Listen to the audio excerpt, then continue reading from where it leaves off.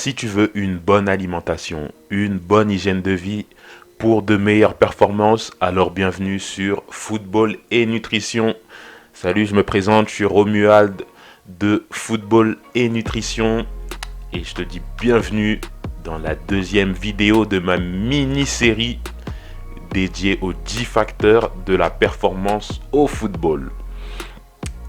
Avant d'aller dans le vif du sujet, sache que j'ai 2 guides offerts que tu peux télécharger en cliquant sur le lien qui se trouve dans la description.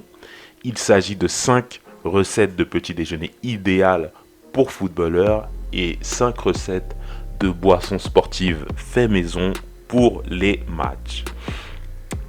À présent, venons-en à la deuxième vidéo de ma mini-série dédiée aux 10 facteurs de la performance au football.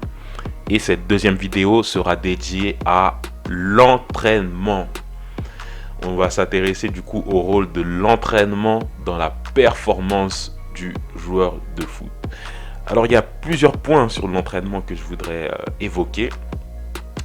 D'abord, je vais venir à parler de la fréquence des entraînements, puisque de la même façon qu'un comédien pour être bon sur scène a besoin de beaucoup répéter son texte, et bien un footballeur pour être bon en match doit aussi beaucoup s'entraîner et beaucoup répéter ses gestes et ses mouvements au cours de l'entraînement.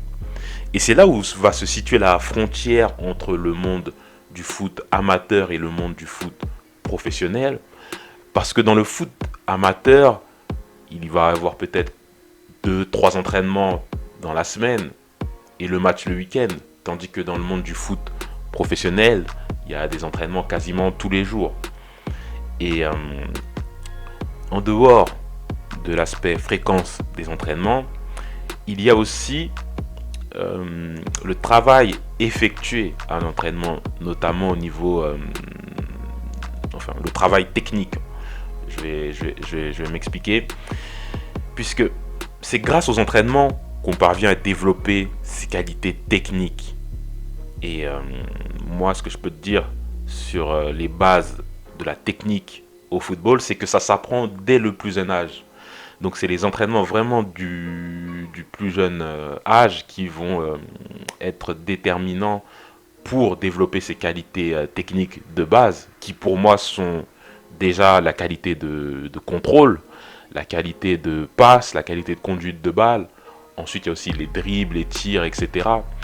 Mais en tout cas, si je reviens aux qualités de base qui sont pour moi contrôle, passe et conduite de balle, si c'est pas maîtrisé dès le plus jeune âge, alors ça sera, on pourra toujours se perfectionner, mais ça sera plus difficile de se perfectionner par la suite.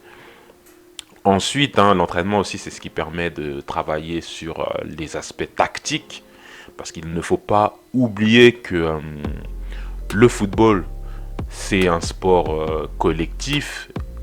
Et la tactique, c'est quoi? C'est ce qui va concerner le positionnement des joueurs sur le terrain et la façon d'opérer entre joueurs sur le terrain. Et du coup, lorsqu'on prépare lorsqu'on est dans le foot compétition, lorsqu'on prépare des matchs, il y a la dimension tactique qui doit être travaillée pendant l'entraînement et la capacité d'un joueur à pouvoir comprendre et appliquer les schémas tactiques qui sont proposés par son entraîneur doit pouvoir lui permettre de relever son niveau de performance au cours d'un match.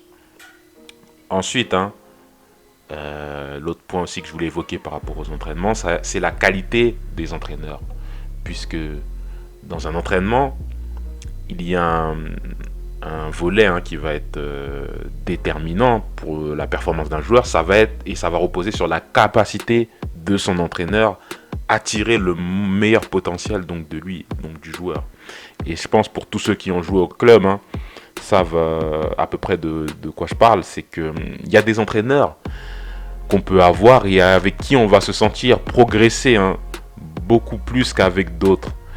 Et la capacité d'un entraîneur à transmettre ses idées aux joueurs et aussi à les faire adhérer à son plan de jeu vont beaucoup compter pour faire augmenter la performance du joueur. Voilà en tout cas pour ce que je voulais dire sur le rôle de l'entraînement comme facteur de la performance dans le football.